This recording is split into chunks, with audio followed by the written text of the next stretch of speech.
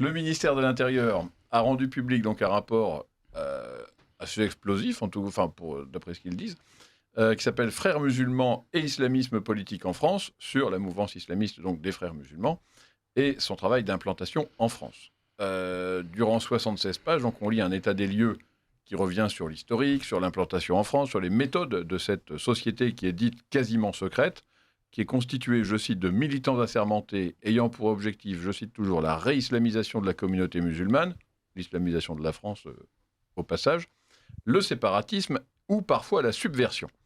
Alors, ce sont des découvertes majeures qui, personnellement, ont ébranlé ma conscience citoyenne, mes convictions humanistes. Les autorités ont découvert dans ce rapport de 76 pages, et on est quand même en 2025, et il est bon de le savoir, qu'en France, il y avait beaucoup d'immigrés, que parmi ces immigrés, beaucoup étaient musulmans. Oui. C'est incroyable. Que parmi ces musulmans, 7,5 millions quand même, recensés en France. 7,5 millions, il faut le savoir. Ça, c'est intéressant, selon le rapport. 7,5 millions de musulmans en France. Parmi ceux-là, un certain nombre d'extrémistes, voire beaucoup, qui ne partagent pas en tout cas les valeurs de la sacro-sainte République, et que parmi ces extrémistes, il y avait beaucoup de personnes affiliées ou inspirées par les frères musulmans. Alors, je suis tombé des nues. On nous aurait menti. Voilà. En tout cas, voilà, le rapport évoque aussi l'implantation des frères musulmans via une population immigrée, quelle découverte, un noyautage associatif, la mise en place de structures parallèles, et notamment un véritable système bancaire. Là, c'était beaucoup plus intéressant. Un véritable système bancaire et des moyens économiques assez importants. Alors, voilà, je ne sais pas ce que ça vous inspire. Bon, je pense que pour les auditeurs de Radio Courtoisie, on n'aura pas appris grand-chose, parce que depuis 20 ans, on répète que les musulmans extrémistes s'organisent, font du clientélisme. D'ailleurs, je note que le rapport n'évoque pas le clientélisme des élus de gauche ou de droite dans les banlieues ou ailleurs. C'est sûrement un oubli. Mais en tout cas, bon, je ne pense pas que les auditeurs de Radio Courtoisie aient découvert grand-chose, mais la France, au vu des gros titres que ça a fait partout, et les journalistes, en tout cas, eux, ont manifestement découvert quelque chose d'important. Les politiques eux-mêmes. Valérie Pécresse et Guillaume Bertrand ont brusquement découvert qu'il y avait des musulmans dans leur circonscription. C'est fou. Qu'ils avaient financé des musulmans, et ils ont dit mais jamais on aurait cru ça. On l'a pas voulu, ça s'est fait à l'insu de notre plein gré. Ils ont dit pire que ça. Xavier Bertrand et Valérie Pécresse ont dit nous sommes des lanceurs d'alerte, ça fait 15 ans qu'on prévient. Voilà. C'est pas une blague. Xavier Bertrand a dit ça, et Valérie Pécresse a dit qu'elle était en première ligne pour combattre. Valérie, c'est quand même. Mais si on revient sur ce rapport, évidemment qu'on n'apprend rien, sinon qu'ils ne partagent pas les valeurs de la République, c'est peut-être le seul point commun qu'on pourrait partager avec eux. Et encore. Mais ce qui est assez amusant, je ne sais pas si vous avez suivi la conférence de presse de Bruno Retailleau, qui a voilà, c'est que la démocratie contraint de faire des choses étranges comme dévoiler un plan de bataille en public. Ils sont en guerre, vous dire voilà ce qu'on va faire contre l'ennemi. Il n'y a qu'en démocratie on fait ça, généralement on ne le dit pas, puis on le fait. Alors on viendra aux solutions tout à l'heure si vous voulez bien, parce qu'elles sont gratinées. Les solutions. Oui. Ah oui, vous me direz lesquelles. Oui, justement. D'accord. Mais par contre, non, il a précisé aussi, et ce qui est assez amusant, c'est de mettre en lien avec la réaction d'Emmanuel Macron après, c'est qu'il a expliqué clairement quoi. C'était assez clair pour moi qu'il a dévoilé ce rapport parce que les gens le savaient, qu'il voulait rien faire. Bon, Emmanuel Macron a réagi en disant que c'était quelque chose de pas professionnel, que c'était un scandale et qu'il fallait pas être parano, il n'avait pas tant que ça. Donc il y a une guerre qui se met en place entre les deux. Ensuite, à mettre du côté de Bruno Retailleau, c'est qu'il a quand même expliqué que c'était pas du séparatisme et que c'était une conquête. Et c'est quand même bien déjà du point de vue du ministre de l'Intérieur de le dire. Le problème, c'est qu'en effet, en face, il n'y a pas grand-chose. Une conquête, en fait, c'est un projet. Vous avez deux projets en France. Celui des Frères musulmans, celui de la France insoumise.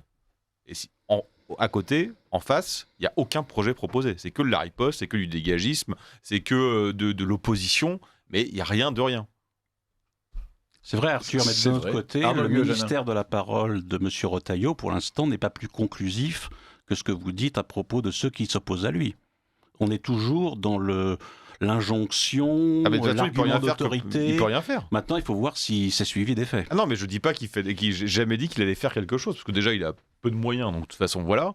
Je dis juste que il se met en opposition avec Emmanuel Macron, et Emmanuel Macron lui a répondu. Ça va rendre la fin, en tout cas, du mandat d'Emmanuel Macron, ou les prochaines semaines, assez excitant, parce qu'on s'ennuyait fermement depuis le départ. Oui, voilà. Jusqu'à maintenant, ils étaient plutôt ça peut être intéressant. Consensuels et... Oui. Oui, mais j'arrive ensuite, Xavier Van Lier. Dans la mesure où ils sont l'un et l'autre dans la parole, c'est pas très grave finalement qu'ils se contredisent. puisque ça n'a aucune conséquence pratique.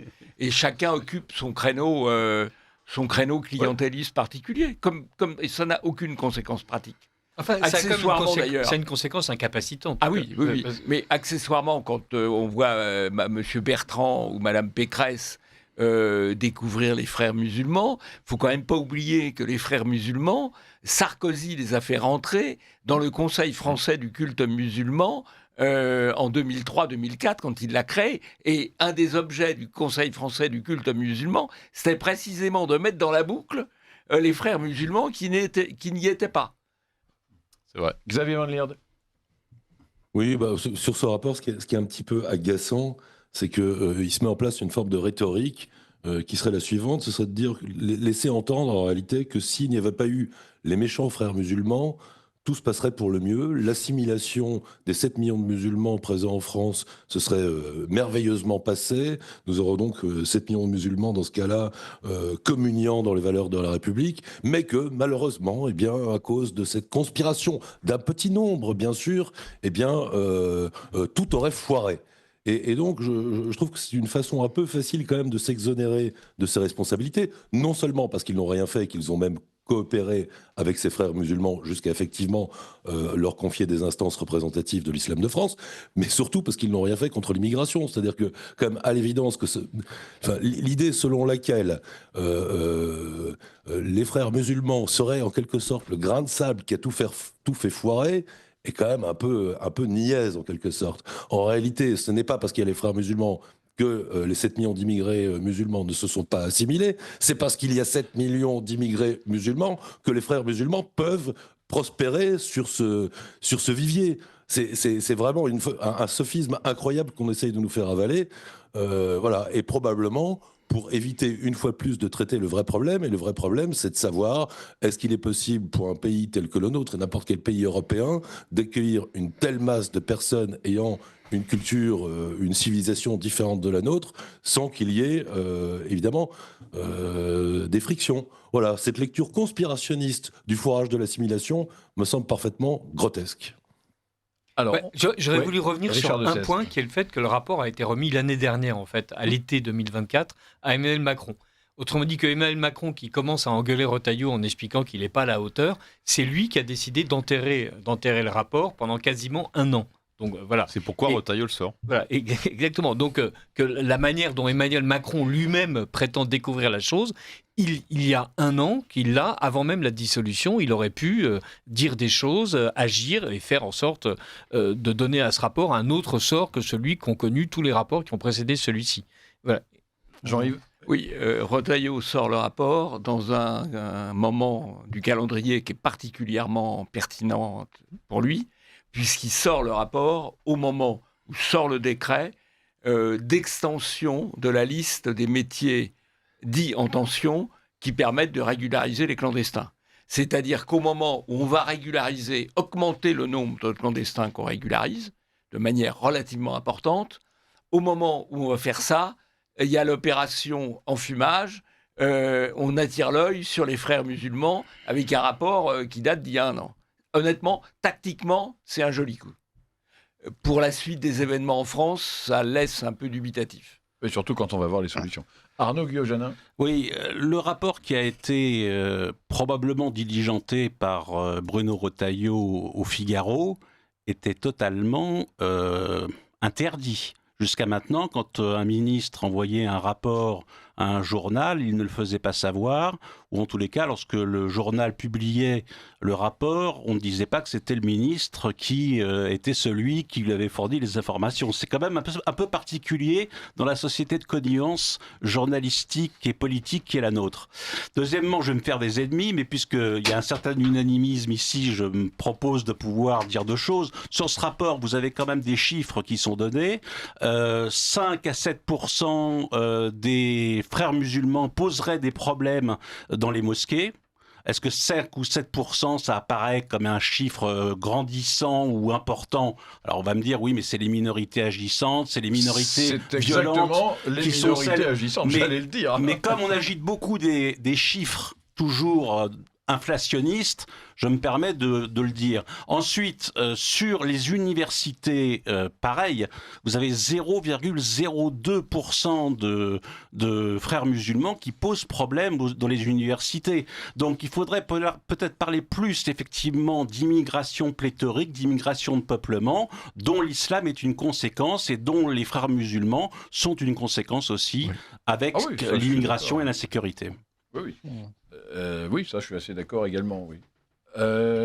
Il y a un truc intéressant, si je puis dire, c'est quand même que les frères musulmans, néanmoins, pour revenir sur eux, ont quand même été éradiqués à peu près partout dans le monde musulman, c'est-à-dire ils ont été liquidés en Égypte, ils sont combattus dans le Golfe, et bizarrement, c'est en France et en Europe qu'ils s'épanouissent le mieux. À Bruxelles. À Bruxelles, oui. Et en Allemagne, où ils ont une banque à eux, ce rapport-là divulgue le nom d'une banque. Attendez, je vous retrouve ça. Mais ça, c'est par l'influence turque en Allemagne. Oui, exactement. Et Bruxelles, c'est par le financement de Bruxelles et puis toutes les fondations de Soros qui financent également. Oui, on va arrêter de se raconter des histoires. Si les frères musulmans disparaissent demain, si on les interdit et si cette interdiction est suivie des faits, notre problème d'islamisation ne disparaîtra pas pour autant. Ah bah non, ni le problème de l'immigration. Il faut se souvenir de l'étude de la Fondation Jean Jaurès sortie il y a quelques années sur les statistiques des jeunes musulmans, puisque donc c'était surtout les moins de 30 ans, qui expliquaient à une forte majorité qu'en fait ils considéraient que la République n'était pas au-dessus de l'islam, que les lois de l'islam en revanche devaient s'imposer aux lois de la République, etc. Et ça, c'est pas des frères musulmans, c'est un sondage d'une fondation socialiste en train de tester le fait religieux musulman en France et le rapport des musulmans, donc qui ne sont pas censés être des extrémistes islamiques, à la loi française. Donc, Xavier Van Lierde a parfaitement raison de souligner que la manière de nous expliquer à la apathie que, en pointant du doigt une poignée de mauvais musulmans, c'est l'ensemble des pommes du Cajot qu'on discrimine. Ben non, faut pas charrier. Parce que les pommes du Cajot, elles sont tombées de l'arbre. Quand il y a un pommier, il y a des pommes. Le souci, c'est que c'est une structure qui est organisée. Parce que, évidemment, si les gens vont rester les bras croisés, c'est pas parce qu'ils ont les mains sales, c'est qu'ils ont plus de mains, parce qu'ils ont semé eux-mêmes les germes de destruction. Et les germes de destruction, que ce soit pour les frères musulmans, que ce soit pour les rodéos urbains, que ce soit pour le narcotrafic, que ce soit pour les gamins qui sont butés, c'est l'immigration, tout le monde le sait. Mais les frères musulmans, c'est une organisation. Eux, ils ont appris leur gramschisme, ils le disent pas, mais ils l'appliquent. À l'extrême droite, on dit on va faire du gramschisme, mais on fait même pas. Logique, normalement, on ne devrait pas le dire. Eux, ils le font vraiment. À tel point que dans des entreprises, aujourd'hui, dans des grosses entreprises de transport, lorsqu'ils recrutent, ils préparent les candidats aux frères musulmans. Ils le disent clairement, vous allez avoir affaire aux frères musulmans. Est-ce que vous savez qui ils sont ? Est-ce que vous savez comment négocier avec eux ? Avant, c'était par rapport à la CGT, par rapport à FE. Aujourd'hui, c'est par rapport aux frères musulmans. Il y a eu, ces dernières semaines, différentes grandes organisations de DRH d'entreprises. SNCF, puis des boîtes privées, des boîtes publiques. Et le sujet était le fait religieux. On a l'observation du fait religieux en France, qui s'appelle comme ça. Donc, le premier graphique qu'il pose, c'est le fait religieux. Le problème, c'est 90% islam. Il l'annonce dès le départ. Et tout le monde, toutes les boîtes, tous les DRH sont unanimes pour dire, en fait, il y a le chrono qui tourne et que là, on est au point de bascule. C'est soit on crève, soit on se révolte. Et la révolte, il faut qu'elle soit violente. C'est-à-dire qu'ils demandent aux politiques, je parle des grands groupes, qu'ils les laissent, qu'ils les aident à appliquer des lois strictes. Un exemple, pendant cette séance, il y a un type d'une grande boîte de compta qui dit « Moi, j'ai une femme volée chez moi, elle est directrice juridique. Ça m'embête un peu, mais elle n'est pas en contact avec les clients. Elle fait très bien son boulot, donc c'est pas très grave. » Toutes les femmes de l'Assemblée sont levées en disant « C'est inadmissible ce que vous dites. » Et ce qui n'était pas le cas il y a 2 ans, ce qui n'était pas le cas il y a 5 ans, ce qui n'était pas le cas il y a 10 ans. Donc c'est-à-dire qu'en bas, les gens sont confrontés vraiment aux frères musulmans, dans le sens à une structure organisée. Pas, on sait très bien, de dire si on a créé des structures pour surveiller les chasseurs de tête, c'est parce qu'il y avait une discrimination, parce que, pour être très simple, il n'y a aucune boîte, aucun chasseur de tête, aucune boîte qui voulait embaucher une femme arabe parce que c'était garantie de merde au bout d'1 an et qu'il fallait payer le départ de cette dame. Donc c'est-à-dire qu'il payait 2 fois et il ne gagnait pas d'argent. Donc ça, c'était un truc tacite. Et donc, c'est pourquoi il y avait des organismes de contrôle qui vérifiaient ça. Sauf qu'aujourd'hui, c'est un truc qui est officiel. C'est-à-dire que le problème de l'islam est quelque chose qui est entériné dans l'entreprise. Et quand ils recrutent des gens où il y a un sujet de l'islam, ils les préparent, ils leur demandent s'ils sont préparés, s'ils connaissent. C'est ça la nouveauté. Et le coup du frère musulman, qu'il y a un rapport officiel qui sort, on n'apprend strictement rien, évidemment, mais le fait que ça soit officiel, ça peut permettre en fait de débloquer des choses. Si vous avez le politique en haut et la structure en bas, c'est-à-dire le pouvoir économique qui sont raccords, peut-être que ça va un peu avancer. Alors ça, oui, mais néanmoins, on n'a pas attendu quand même ni ce rapport, ni les frères musulmans pour découvrir, par exemple, c'était, comment il s'appelait, un auteur qui avait écrit quelque chose sur le clientélisme des élus et des musulmans dans les communes, la ceinture verte en gros, ce qui est maintenant la ceinture verte. L'observatoire de l'islamisation. De l'islamisation, oui. Où on voyait bien que ça commençait déjà par la politique des soi-disant grands frères, qui se structuraient en associations, qui n'étaient pas forcément d'ailleurs fréristes, pour résumer, mais qui étaient simplement musulmanes, et qui avaient compris l'intérêt qu'il y avait à faire un travail d'influence auprès des élus. Et ça fait au moins 20 ans que ça dure. Oui, mais là, c'est quelque chose qui est organisé, qui est coordonné. Alors, c'est ça la nouveauté. C'est coordonné, effectivement, parce qu'il y a une forme de centralisation. Ah oui, ça change pas mal. Oui. C'est-à-dire qu'ils vont aller plus vite. Et je pense, Pierre-Alexandre, que ça va quand même poser peut-être quelques questions aux auditeurs qui ont l'habitude d'écouter cette émission, mais qui, en général, se posent des questions sur les propositions, les alternatives qu'on peut véritablement avancer face à une assimilation qui est impossible, face à une remigration qui est problématique numériquement et quantitativement. Qu'est-ce qui reste comme solution ? Pierre Manant avait quand même une solution qui me paraît intéressante, même si ça ne recoupe que son propre avis à lui, mais je m'essaye à pouvoir justement me faire un petit peu le porte-parole de ses thèses. Il disait qu'il fallait interdire la burqa et la polygamie en France, éradiquer tous les groupes terroristes, djihadistes, etc., mais que néanmoins il resterait de très nombreux musulmans en France et que la solution la moins pire, disons, serait une articulation entre la loi commune d'un côté et les particularismes communautaires de l'autre. C'est-à-dire qu'à partir du moment où la loi commune est violée par les particularismes communautaires, les particularismes communautaires doivent céder devant la loi commune et vice-versa. C'était une manière de codifier en quelque sorte la loi commune dans une république qui n'a aujourd'hui plus que le nom. Alors, de manière peut-être plus ramassée, je vais vous faire écouter une solution que j'ai découverte il y a une vingtaine d'années. Rentrez chez vous, les noirs et les bougnules. Voilà. Ah oui. Ça me semble pas. Et qui était ce politique Alors je crois que c'était les Inconnus, pour dire les choses simplement. C'est le vieux sketch des Inconnus à Barbès. Et ça me semble, en tout cas ça résume un peu ma propre opinion. L'Autriche, mais vous n'êtes pas obligé d'être d'accord avec moi. Là on parle de la Jordanie, de l'Égypte qui ont éradiqué les frères musulmans. Oui. Bon, il y a l'Autriche aussi qui a réussi. Oui. L'Autriche, ils ont réussi en disant, en fait, les discours sont interdits, les références sont interdits, les logos sont interdits, les textes sont interdits. Je veux dire, c'était chaque chose. C'était pas, on va interdire les frères musulmans. C'était concrètement dans chaque chose. Et puis il faut surtout leur donner envie de partir quand même. Je pense que le fond du fond de l'affaire, c'est les Inconnus qui ont raison. Voilà. Oui, mais en les faisant partir comment ?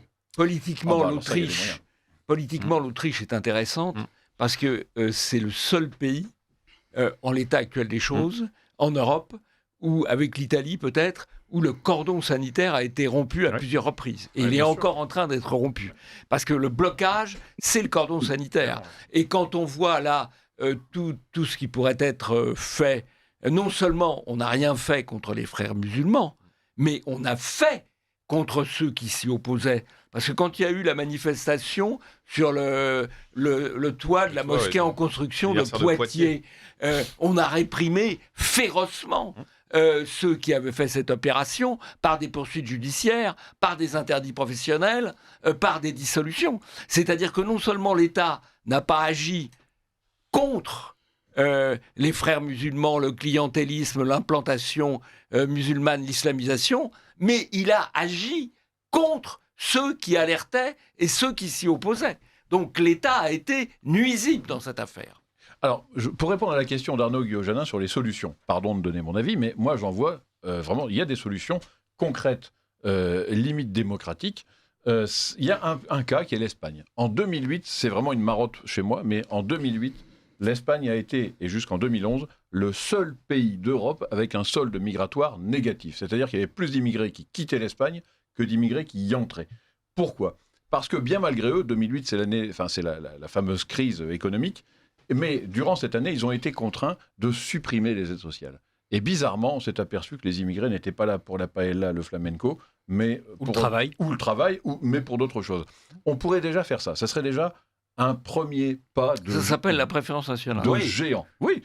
ensuite, mais même plus que la Oui, préférence. oui, on le supprime supprime pour tout le monde. voilà. Oui, d'accord. Et ensuite, on peut aussi faire en sorte de rendre ce pays détestable pour des musulmans pieux, comme l'a fait la France dans les années 1890 et ultérieurement, avec une politique, la politique anticléricale contre les catholiques, qui a été menée de manière terrible, dure, violente. On n'est pas obligé d'en arriver là, mais on peut simplement faire en sorte de mener une politique de soi-disant laïcité qui vise les vraies menaces. On déjeunait ce midi avec Arnaud Guyogenin dans un restaurant. On avait un trio d'abrutis. Il y avait un maghrébin qui était contre les barbus. Et il y avait 2 blancs bien cons, je suis désolé de le dire. S'ils nous écoutent, je les salue. C'est peu probable. Un Gugus qui disait « Ouais, non, mais tu sais, les extrémistes, il y en a partout. Nous, avec les cathos intégristes, c'est comme avec les barbus. » J'ai envie de dire, mais espèce d'abruti. Non, mais c'est phénoménal. Mais c'est le discours qu'il entend. Oui, Voilà. Il répète. Ouais, Il répète. C'est du perroquet. catéchisme progressiste et Si antiraciste. l'État menait une politique de laïcité ferme à l'égard de l'univers musulman, je pense qu'on pourrait faire en sorte que ces gens se disent la France n'est vraiment pas un pays pour nous, il n'y a pas d'aide sociale, il n'y a pas de facilité pour pratiquer l'islam et pour noyauter la société. Et enfin, effectivement, toutes les solutions qu'on veut en matière de sécurité pour éradiquer les comptes bancaires. Il y a beaucoup d'associations patriotes dont on coupe les comptes bancaires. Pourquoi on ne le fait pas pour ces gens-là ? C'est quand même phénoménal. Ils ont une banque rien qu'à eux. C'est fou, quoi, de Sur voir des choses votre pareilles. deuxième Ça fait point, rêver. Pierre-Alexandre, Ça fait rêver. Ah oui, ça fait rêver. Oui, on pourrait leur demander. Ah ouais, moi je pense qu'on pourrait leur demander. sur ouais. votre deuxième point, méfiez-vous quand même, Pierre-Alexandre, qu'on ne fasse pas demain aux catholiques ce qu'on pourrait Mais faire on l'a aux fait musulmans hier. et que vous voudriez Mais vous-même non. voir appliquer Non, mais à les l'ensemble des catholiques croyants. Les catholiques se sont fait voler leurs biens 2 fois par la République. Les catholiques ont été déclarés insoumis alors qu'ils étaient déjà résidents à l'étranger parce qu'ils ne voulaient pas, d'ailleurs parce qu'on présumait qu'ils ne voudraient pas mourir pour la République. Faut pas continuer. Ils sont venus, ils sont morts. Ils étaient encore en train de mourir sur les champs de bataille que la République expliquait qu'il fallait rechasser les catholiques et les catholiques de France. Autrement dit, tout ce que la République a déjà fait aux catholiques, dont elle n'a jamais demandé pardon et que les évêques ont l'air de considérer comme étant normal, où est le problème de demander que la République agisse avec la liberté et l'égalité, la fraternité dont elle a fait preuve envers les catholiques, envers les musulmans? Parce que ça continuera de la même façon. Mais oui, et les catholiques seront, quand ils seront dans des processions dans la rue, ils seront bâillonnés de la même façon qu'ils l'ont été. Ils se font caillasser. Je vous interromps en 1 minute. Arthur de Vatrigan, Charles-Henri Deloy, Jean-Yves Le Gallou. Si on accepte de dire que c'est un ennemi de la France et donc il faut mener une guerre, je rappelle que En la tout cas, c'est dernière le ministère guerre... de l'Intérieur qui le dit. Oui, c'est pourquoi je répète ce qu'il dit, que la dernière guerre que le gouvernement français a menée, c'était contre le Covid. Et je crois qu'ils avaient pris toutes les mesures C'était pas mal. qui dépassaient même l'état de droit, conseil constit et tout. Donc ils n'ont aucune excuse pour pas la mener. Parce que de là à obliger les gens à faire une auto-attestation, je pense qu'on peut faire des choses contre les frères musulmans. Parce que de toute façon, contre les frères musulmans, de ne pas être frère musulman. on va commencer par les islamistes, déjà on va y aller par étapes. Mais parce que de toute façon, la loi, elle triomphe jamais d'un état social contraire. Donc il va pas falloir passer par la loi, il va falloir passer par la force. C'est-à-dire les foutre en insécurité culturelle. Bon, voilà. Si on est en guerre, on peut prendre des mesures qu'on avait prises pendant le Covid. Alors pas les mêmes, mais différemment, mais qui soient en dehors de l'état de droit. C'est pas grave vu qu'on l'a déjà fait. Il va être difficile de défendre le bien commun et les vertus républicaines laïques. Ça va être à mon avis costaud pour pouvoir essayer d'articuler les deux. On verra les vertus républicaines laïques. On verra ce que dit Bruno Retailleau. Charles-Henri Deloy. Eh bien, messieurs, moi je trouve que vos propos vont choquer Mathieu Kassovitz. Ah, c'est ça. Eh oui, possible. N'oubliez pas que nous sommes tous des fins de race, n'est-ce pas?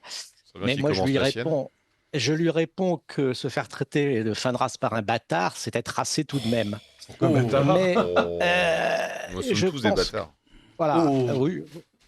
Parlez pour vous. Allemand, mais qu'on sent bien. Non, mais plus sérieusement, quand je dis ça, c'est que beaucoup j'allais dire, bons Français de souche, puisqu'on peut encore dire cette expression, réfléchissent, non pas comme nous, dans ce petit cénacle fort sympathique, parce qu'effectivement, on leur a mis dans la tête que toutes les religions se valent et qu'effectivement... catholiques, musulmans, même combat. J'entends toujours des âneries dire que les religions sont cause de guerre, ce qui est aussi imbécile que dire que la médecine est cause de maladie. Et donc, la vraie bataille, elle est bien sûr intellectuelle. Vous pouvez incriminer l'eau qui coule du robinet. Si vous ne fermez pas le robinet, il y aura toujours de l'eau. Or, qui contrôle le robinet? Eh ben, c'est l'établissement culturel, intellectuel, universitaire, gouvernemental, etc. etc. Quand on voit que notre président se félicite d'avoir renversé Bachar el-Assad pour faire ami-ami avec quand même un ancien terroriste, je pense que les esprits sont quand même un peu malades. Les gens ne comprennent pas que c'est quand même la chrétienté qui a inventé je dirais une certaine ouverture d'esprit, une certaine dignité civilisationnelle.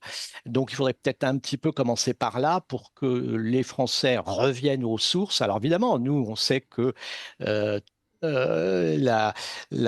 dirais la démocratie, la liberté d'expression est la fille enfin, je dirais même la laïcité, la fille de la de la chrétienté, puisque rendez à César ce qui est à César, à Dieu ce qui est à Dieu, etc. Tout ça, on le sait. Mais malheureusement, moi, je vois tous les jours des Français, Durand-Dupont, qui sont imbus de d'ânerie qu'on leur a dit depuis 40, 50 ans. Et effectivement, là, je suis d'accord, je ne sais plus qui, c'est Arnaud, je crois, qui a dit effectivement que si on commence à vouloir freiner la religion, ils commenceront par la religion catholique. Et ils sont obligés un de le risque, faire. c'est vrai. Mais bon, je ne sais pas ce qu'il leur reste. On parle de solutions idéales, si je puis dire. Oui, idéal, mais c'est les esprits qu'il faut changer. C'est pour ça que le débat portait la question de l'islam sur la question de la laïcité, c'était une mauvaise opération. Le problème de l'islam, c'est que c'est incompatible, non pas avec la laïcité, c'est incompatible avec la France. C'est beaucoup plus profond que ça. C'est incompatible avec nos mœurs, avec nos coutumes, avec nos lois. Ça dépasse largement le problème de la laïcité. Et par conséquent, la laïcité, c'est un mauvais sujet, puisque d'ailleurs, ça s'est retourné sur le thème, on va interdire les crèches dans les mairies, on va retirer la statue de Saint-Louis dans une commune, et on interdira etc. les processions. Oui, mais c'est parce que ce n'est pas le bon sujet. Oui, mais c'est le sujet qui est posé par la République. Le bon sujet, c'est l'incompatibilité avec l'identité française et l'identité européenne, bien plus que la question de la laïcité. Je voudrais revenir sur un point. Il y a la tendance à penser, la migration, on n'y arrivera jamais, et on commence toujours, dans ces cas-là, à parler de ce qui est le plus difficile. Non, partiellement. Mais déjà, on s'occuperait des clandestins, on s'occuperait de ceux qui sont sans emploi, sans revenus normaux. On réglera déjà une partie du problème. La deuxième partie du problème, c'est les délinquants. Parce que comme l'a bien vu Renaud Camus, qui a été condamné pour ça aussi, n'oublions pas le fait que tous ceux qui ont alerté ont été condamnés, Renaud Camus, qui a été condamné pour ça, avait qualifié les délinquants de quelque sorte d'armée de l'occupant. Il a été condamné pour ça. Et bien c'est effectivement ça, parce que c'est la délinquance qui contrôle les territoires. Et si, évidemment, c'est peut-être pas facile, mais si on éradiquait la délinquance étrangère ou d'origine étrangère, eh bien, le problème serait assez vite réglé et la remigration pourrait être engagée beaucoup plus facilement. Le vrai problème, c'est comment est-ce qu'on peut arriver, avec une immigration pléthorique comme la nôtre, à faire en sorte que des immigrés naturalisés français reviennent dans un pays qui n'est pas le leur. Mais c'est pas le premier problème à traiter. Ça, c'est l'argument. C'est l'argument. Mais non, mais je vous ai donné raison sur la délinquance, mais je me permets aussi de vous dire, c'est pas vous qui posez les questions, c'est la République qui la pose. L'argument contre la remigration, c'est de dire ah bah oui, mais comment vous faites? Je vous ai dit que c'était partiel. Avec ceux qui sont là depuis 2 ou 3 générations. C'est possible partiellement. Bon, et ça sera déjà très bien. Mais c'est pas le sujet à aborder en premier. Ah si, un petit peu. Mais alors moi je peux vous dire comment on le règle. On distingue 3 catégories. Vous voulez reprendre l'antenne? On distingue 3 catégories. Ceux qui sont inassimilés et hostiles et qui doivent repartir. Ceux qui sont assimilés et qui peuvent rester. et ceux qui sont inassimilés sans être hostiles, qu'on peut encourager à repartir. Donc même ça, on peut régler le problème, et il ne faut surtout pas commencer par le plus difficile. Commençons par régler le plus facile. Serrer les problèmes. Alors, serrions les problèmes, absolument. Xavier Van Lierde souhaite parler depuis un bon moment. Oui, non, je voulais rebondir sur ce que disait Arnaud, parce que souvent quand on dit « Ah oui, mais comment on fait avec ceux qui sont là depuis un certain temps, qui ont la nationalité française, sous-entendu, ils ne connaissent même pas, ils ne sont plus algériens, ils ne connaissent pas leur pays, etc. » C'est parfaitement faux. Alors pour vivre dans une zone où il y a beaucoup d'immigrés de cette nature, moi ce que j'observe, c'est qu'ils se marient finalement assez fréquemment avec des membres de leur famille qu'ils vont chercher au pays. Oui, ils passent leurs vacances dans ce pays. Jusqu'ici, généralement, ils se font enterrer dans ce pays. Ils investissent une partie de l'argent qui est gagné ici, y compris de l'économie souterraine, dans leur pays d'origine. Ils entretiennent leur clan là-bas. Enfin bref, ils écoutent les chaînes de télévision de leur pays. Donc l'espèce d'idée que ce serait de pauvres déracinés qu'on renverrait vers un monde inconnu pour eux est complètement bidon. Non, c'est le problème de la double nationalité et de la rétroaction et de la rétroaction en matière de naturalisation. Comment ? Et c'est le problème aussi de la rétroaction en matière de naturalisation au bout de 20 ou 30 ans. Non, mais ils ne se vivent pas comme des gens qui seraient renvoyés vers une terre et un pays inconnu, mais comme membres de ce pays. Ils sont même vachement nationalistes et attachés à ce pays. Ils vont chercher leurs femmes là-bas. Tout est organisé de cette façon-là. Les liens avec leurs familles restées au pays sont extrêmement resserrés, souvent beaucoup plus que les liens des familles françaises, pour peu qu'ils déménagent pour un travail. Donc rassurez-vous, il y aura cette tentation de retourner au pays dès lors qu'effectivement les conditions ici seront plus d'autres circonstances extrêmement favorables ne se passent pas. Alors, abolition la double nationalité. Laissez-moi parler, Arnaud, vous terminerez après. Rapidement, en 1 minute, parce qu'ensuite, il faut qu'on passe aux autres sujets. Allez-y. L'exemple des mariages est extrêmement intéressant, puisque aujourd'hui, lorsqu'ils souhaitent se marier au sein de leur clan familial, ce mariage se déroule en France, car ils trouvent en France un certain nombre de circonstances économiquement plus favorables. Mais ce qui prime pour eux, c'est quand même leur modèle familial. Dès lors que les circonstances ne seraient plus aussi favorables en France, il n'est pas du tout exclu que ces mariages se poursuivent, mais de l'autre côté de la Méditerranée. C'est pour ça qu'on peut abolir la double nationalité. Au moins, l'ambivalence ou l'ambiguïté n'existera plus, et ceux qui voudront choisir leur pays partiront dans leur pays. Ceux qui voudront rester en France resteront en France. Ça peut être une solution. Alors, on va terminer là sur les préconisations que j'ai quand même tenu à vous évoquer, à vous citer, du rapport ministériel. Là, on vient d'évoquer des choses quand même un peu intéressantes, j'ai l'impression, qui entrent en contradiction avec les préconisations de nos 3 ministères, qui, eux, disent qu'il faut, avant tout, mieux connaître les populations musulmanes hostiles aux valeurs de la République et leur adresser des messages forts. Ces messages forts, c'est pas couper les aides sociales, les déchoir de la nationalité, les foutre dehors à coups de pied au cul, c'est comprendre et se coucher. C'est-à-dire, il faut leur faire des cimetières, déjà, communautaires, pour couper le sifflet de Xavier Van Lierde qui dit qu'ils mènent leur vie ailleurs. Comme ça, ils feront leur vie chez nous, ils mourront chez nous et se feront enterrer chez nous. Il faut développer l'apprentissage de la langue arabe dans les écoles et le faire apprendre à la population, comme l'anglais ou l'allemand, parce que ça permet de mieux vivre ensemble. Et il faut, là c'est comme ça, en tout cas c'est la préconisation, ça m'a semblé un petit peu conjoncturel, mais bon, pourquoi pas, il faut reconnaître le droit à l'existence d'un État palestinien. J'avoue que je n'ai pas tellement... Ça sent la France insoumise, là. Oui, c'était un peu étrange. Voilà, donc ce sont les solutions du gouvernement. Avec ça, je ne suis pas certain que nos propres idées soient beaucoup écoutées à l'avenir, mais on a aussi des messages d'auditeurs qui nous parlent, et ensuite, on écoute un petit message. Alors, pour redresser la France, il faudrait 2 mesures, la préférence nationale et l'attribution d'une seule nationalité. Voilà. Vous avez tous les 2 raison. Quand les États-Unis exigeaient un visa d'entrée, le formulaire de demande comportait la déclaration que le demandeur n'était pas communiste ni ne venait pour nuire aux intérêts du pays. Cela permettait d'inculper de mensonge sous serment en cas de fausse déclaration. Normalement, un mensonge dans une déclaration sur l'honneur est aussi un délit très sévèrement punissable en France. On pourrait effectivement mettre en place. Ça serait. Êtes-vous frère Vous oubliez que la République est essentiellement anticatholique et qu'elle ne prendra jamais de mesures aussi rudes contre les musulmans que celles qu'elle a prises contre les catholiques. Au contraire, elle voit sans doute dans l'islam un ennemi de l'Église qu'il faut donc encourager.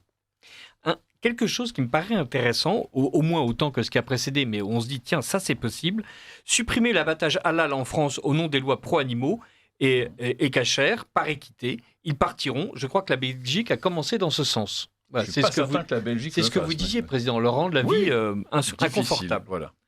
À propos du rapport sur les frères musulmans, pour remédier à la dangerosité des frères musulmans dans la société, on préconise d'aller davantage dans leur sens. Qu'en pensez-vous ? C'est ce que dit le ministère. Voilà. Et quelqu'un évoque évidemment Mathieu Kassovitz. Un autre nous demande combien de musulmans y a-t-il en France ? 7,5 millions ou plutôt 10 ou 12 ? Ah bah oui. D'après le rapport, c'est 7. Et d'après d'autres chiffres, c'est 12. Ça dépend, est-ce qu'on a les naturalisés ou pas ? Voilà, non. Oui, non, mais quand on compte 7 millions, évidemment qu'on compte ceux qui sont de nationalité étrangère et ceux qui sont d'hérédité musulmane à la 2e ou 3e génération. Allez, on coupe. Et pourquoi on ne se convertit pas tous ? Ça irait plus vite ? Mais ça, c'est une préconisation, Charles-Henri Deloye. Il faut que vous écriviez votre petit message à... un rapport frèresmusulmans@gouv.org et je pense que vous serez écoutés. On écoute un petit bobino et on revient juste après pour parler de l'argent liquide et de la mort de Robert Boulin et des livres de Richard de Sèze.